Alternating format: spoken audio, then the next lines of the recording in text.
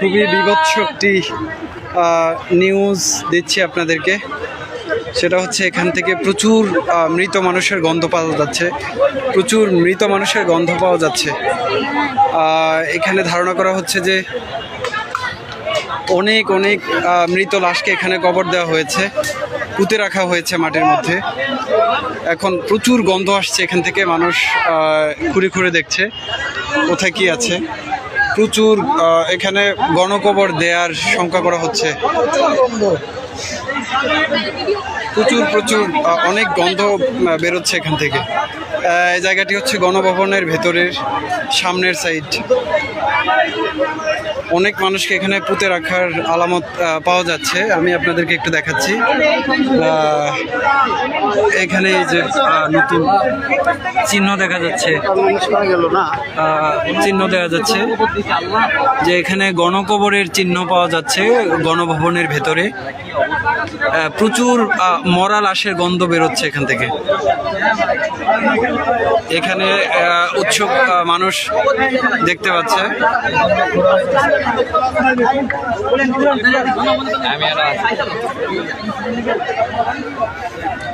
অনেক লাশের গন্ধ বেরোচ্ছে এখান থেকে।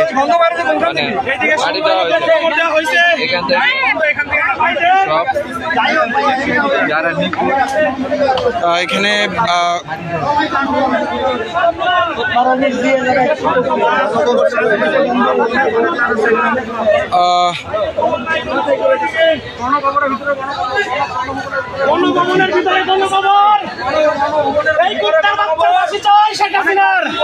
ভাই এখানে আপনি কি শঙ্কা করছেন? ভাই এখানে 1000 উপরে মানুষের গণকবর দেওয়া হয়েছে ভাই গণভবনে। জি, 1000-এর উপরে গণকবর দেওয়া হয়েছে। এই স্বৈরাচারী সরকার আমাদের ছাত্রদের গণকবর দিচ্ছে, সাধারণ মানুষের গণকবর দিচ্ছে। ওরা ফাঁসি চাই, ফাঁসি। ওর কুত্তার মতো বিদায় মারতে চাই আমরা জনগণ। বলার নাই। জি জি, ধন্যবাদ। ফাঁসি দেওয়া, ফাঁসি দিতে হবে ভাই। এখানে সবার দাবি একটাই, ফাঁসি দিতে হবে। জি, ইনশাআল্লাহ। জনগণের একটাই দাবি, সাধারণ মানুষের দাবি, আমাদের ছাত্রদের দাবি, সবার দাবি ফাঁসি চাই। আমরা আর কিছু চাই না, ফাঁসি চাই, ফাঁসি চাই, ফাঁসি চাই, ফাঁসি চাই। এই মুহূর্তে এখানে মানুষ ক্ষোভে ফেটে পড়ার মতো অবস্থা। প্রচুর গণকবরের সন্দেহ করা হচ্ছে এখানে গণভবনের সামনেই ভেতরে। তো এখান থেকে প্রচুর গন্ধ বেরোচ্ছে। এখানে টেকাই রায় হয়ে পড়ছে। এখানে চিহ্ন দেখা যাচ্ছে, অনেক নতুন কবরের চিহ্ন পুঁতে রাখা হয়েছে, পুঁতে রাখার চিহ্ন দেখা যাচ্ছে গণভবনের ভেতরে।